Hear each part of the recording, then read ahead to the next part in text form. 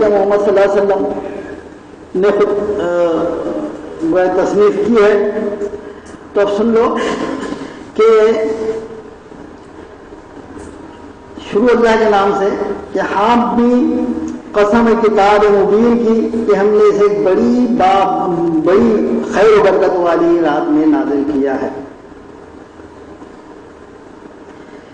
یہاں پر ان لوگوں کے خیالات کی تردید کے لیے اللہ تعالیٰ نے قرآن پاک کی قسم کھائی۔ یہ قسم دلیل اور شہادت کے طور پر ہے، جیسے یاسین والقرآن الحکیم انک لمن المرسلین علی صراط مستقیم تنزیل العزیز الرحیم۔ وہاں بھی لوگوں کی مخالفت اللہ تعالیٰ نے سورہ یاسین شریف میں حضور اکرم صلی اللہ علیہ وسلم خطاب کرتے ہوئے کہا کہ قسم ہے قرآن کی، یاسین والقرآن الحکیم، قرآن حکیم کی، انک لمن المرسلین، کہ آپ اے رسول صلی اللہ علیہ وسلم نبیوں میں سے، علی صراط مستقیم، بالکل سیدھے راستے پر، تنزیل العزیز الحکیم، یہ قرآن پاک جو ہے بہت بڑے عزیز اور حکیم طاقتور اور حکمت والے مولا کی طرف سے یہ نازل کیا ہوا ہے۔ یہاں بھی وہی ہے انداز کہنے کا ہے کہ قسم اس کتاب مبین کی کہ ہم نے اسے ایک بڑی خیر و برکت والی رات میں نازل کیا ہے، کیونکہ ہم لوگوں کو متنبع کرنے کا ارادہ رکھتے تھے۔ یہ وہ رات تھی جس میں ہر معاملے کا حکیمانہ فیصلہ ہمارے حکم سے صادر کیا جاتا ہے۔ ہم ایک رسول بھیجنے والے تھے تیرے رب کی رحمت کے طور پر، یقیناً وہی کچھ سننے اور جاننے والا ہے۔ اب دیکھیے اللہ تعالیٰ نے کہا پہلے قسم کھائی کتاب جو ہے، قسم اس کتاب مبین کی کہ بڑی خیر و برکت والی رات میں ہم نے اس کو نازل کیا ہے، اور وہ رات میں نے تعارف کرایا گیا اس کے اندر اس رات کا بھی، اس قرآن حکیم کا بھی، اور رسول پاک صلی اللہ علیہ وسلم کا، کہ قرآن حکیم ہی نہیں بھیجے ہم نے، بلکہ ہماری رحمت کا ایک تقاضا تھا کہ ہم قرآن حکیم کے ساتھ ایک رسول بھی نازل کرتے ہیں، ایک رسول بھی بھیجتے تاکہ تم کو قرآن پاک سمجھائے، اس کے اسباب تمہارے سامنے دہرائے اور تمہاری تعلیم اور تربیت کرے۔ تو یہ ایسی زبردست رات ہے، اتنی بڑی رات ہے کہ اس میں یہ قرآن کا نازل کرنا، یہ فیصلہ کرنا ہے کہ انسانوں کی تقدیر ہے وہ بنانا اور بگاڑنا۔ اگر تم لوگ یہ بات پر یقین نہیں کرتے ہو تو یہ سمجھ لو بہت بڑے خسارے میں رہنے والے ہیں۔ بخاری شریف کی احادیث میں یہ بات آئی ہے کہ انسانوں کو پیدا کرنے سے پہلے اللہ تعالیٰ نے تمام کائنات کے انسانوں کی تقدیریں لکھ دی 50,000 برس پہلے۔ تو ممکن ہو کہ وہی رات جس رات میں سارے فیصلے اللہ تعالیٰ نے تقدیریں لکھ دی، یہی بتایا جا رہا یہ بڑی خیر و برکت والی رات ہے کہ ہمارے حکم سے تمام فیصلے صادر ہوتے ہیں۔ یعنی یہ تو روز اول ہی اللہ تعالیٰ کے پاس یہ سمجھ لیجیے کہ 1000 برس کا ایک دن ہے۔ اگر اس دن کے اعتبار سے ہم اگر رات کو لگائیں تو یہ ہزاروں لاکھوں سال کا گویا اتنا بڑا کام نہیں ہو سکتا، اتنا بڑا کام اس رات کے اندر اللہ تعالیٰ نے کیا ہے۔ اور یہ قرآن حکیم چونکہ یہ لوح محفوظ پر محفوظ ہے، اس کو سورہ واقعہ میں کتاب مکنون بھی کہا گیا ہے، تو وہاں سے نکال کر اس رات میں آسمان دنیا پر اتار دیا گیا اور وہ متحمل فرشتے، قرآن کے حامل جو فرشتے ہیں ان کے سپرد کر دیا گیا۔ اب سال بھر میں جو فیصلے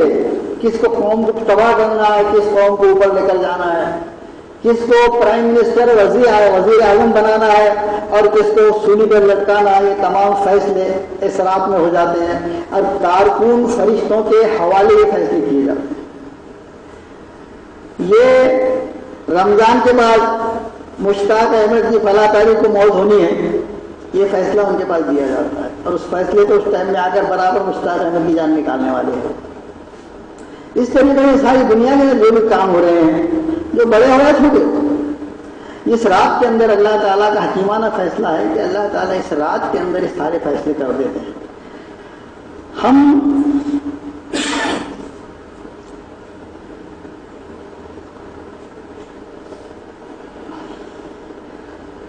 رحمت کے طور پر یقیناً وہی سب کچھ سننے والا اور جاننے والا ہے، آسمانوں اور زمین کا رب، اور اس چیز کا رب جو آسمانوں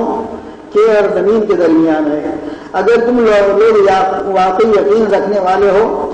کوئی معبود نہیں اس کے سوا، وہی زندگی عطا کرتا ہے اور وہی موت دیتا ہے، تمہارا رب اور تمہارے ان اسلاف کا رب جو تم سے پہلے گزر چکے ہیں۔ یہاں پر رات کا تعارف کرانے کے بعد، قرآن پاک کا تعارف کرانے کے بعد، رسول اکرم صلی اللہ علیہ وسلم کا بھیجنے یعنی یہاں بھی ایک بڑی حکمت ہے کہ رسول صلی اللہ علیہ وسلم کو جب یہ الزام لگا رہے کہ یہ جو ہے یہ کتاب یہ خود گھڑ رہے ہیں، جبکہ رسول آگے آئی جو آیت اب چلتے چلتے تعارف کرانے کے بعد میں اس کے اندر دعوت دی گئی۔ کیا دعوت دی گئی؟ کہ آسمان اور زمین اور اس کے درمیان جو کچھ ہے یہ سب اللہ نے پیدا کیا، سب اللہ کا ہے، اور تم لوگ واقعی یقین رکھنے والے ہو کہ کوئی معبود اس کے سوا نہیں ہے۔ یہ دعوت ہے، یہ توحید کی دعوت۔ قرآن پاک میں آپ کو پورا قرآن پاک جو ہے یہ توحید جو ہے اس کا مرکزی موضوع ہے قرآن پاک۔ کہیں بھی آپ کو ہر رکوع کے اندر توحید کی دعوت ملے گی، رسول اکرم صلی اللہ علیہ وسلم کے ذریعے سے، قرآن پاک کے ذریعے سے، اور وہی زندگی عطا کرتا ہے، وہی موت دیتا ہے، زندہ بھی وہی کرتا ہے، موت بھی وہی دیتا ہے، ہم سب اس کو بات کو جانتے ہیں۔ اور تمہارا اور تمہارے اسلاف کا جو پہلے گزر چکے ہیں، مگر فی الواقع تم لوگ یقین نہیں رکھتے۔ اللہ تعالیٰ ہی کائنات کا رب ہے، موت اور زندگی دینے والا ہے، اور وہی اکیلا معبود ہے۔ اس معاملے میں یہ لوگ یقین نہیں رکھتے، بلکہ یہ اپنے شک میں بڑے بڑے کھیل رہے ہیں۔ یہ جو شک میں کھیل رہے ہیں تو ان کا شک ان کو یہ ملے گا کہ وہ یقین اور نا یقین کی کشمکش میں رہ گئے، اور میرے کامل یقین سونپ دی منزل مجھے۔ اچھا انتظار کرو اس دن کا جب آسمان سری دھواں لیے ہوئے آئے گا اور وہ لوگوں پر چھا جائے گا۔ یہ ہے یہ دردناک سزا۔ اب کہتے ہیں کہ پروردگار ہم پر بھی عذاب ڈال دے، ہم ایمان لاتے ہیں۔ یعنی جب قحط پڑ گیا اللہ کے رسول صلی اللہ علیہ وسلم کی دعا سے اور لوگ بلبلانے لگے، حضور اکرم صلی اللہ علیہ وسلم کے پاس لے کر گئے، تشریف گئے کہ آپ سے دعا کرنے لگا ہے، اور یہ دعا میں کہ اللہ تعالیٰ یہ بلا سے ہم کو نکال دے تو ہم ضرور ایمان لے آئیں گے۔ ان کی غفلت کہاں دور ہوتی ہے؟ اللہ نے وہ ہے کہ یہ تو بلاؤں کو دیکھ کر کر رہے ہیں، یہ ایمان لانے والا حقیقت میں ہے نہیں۔ ان کا حال تو یہ ہے کہ ان کے پاس ایک رسول مبین آ گیا ہے، پھر بھی یہ اس کی طرف ملتفت نہ ہو اور کہا کہ یہ تو سکھایا پڑھایا مولا ہے۔ تب یہاں پر ہو رہا ہے کہ رسول مبین ان کے پاس آیا، رسول اور مبین کے معنی کھلے ظاہر کے، ہر ایک اس کو دیکھ سکتا ہے۔ اب یہاں پر ایک اشارہ یہ ہے کہ یہ رسول جس رسالت کے بارے میں لوگ شک کر رہے ہیں، یہ ایک مدت سے ان کے پاس ہے، اس لیے مبین کہا گیا کھلا۔